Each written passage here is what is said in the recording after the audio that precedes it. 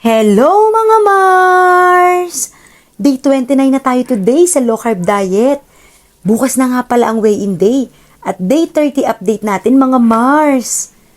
Siyempre, inihahanda ko na ang favorite kong morning coffee. Naka 17 hours and 22 minutes of fasting pala tayo today. Ito pala ang mga pagkain ko ngayon. Chicken feet, okra, and of course, ang lemon chia seed water natin Mars. Ito na nga ang update natin today. Okay naman ang ginagawa kong IF. Hindi na bumababa sa 16 hours ang fasting ko mga Mars. Hindi na din talaga ako umiinom ng mga sodas. Water, kape, lemon chia seed water, at green tea ang palagi kong iniinom. Pero mas madalas talagang kape ang nakokonsume ko kaysa sa green tea. Ito na nga muna ang update ko. Bukas ulit. Thank you for watching mga Mars. Bye!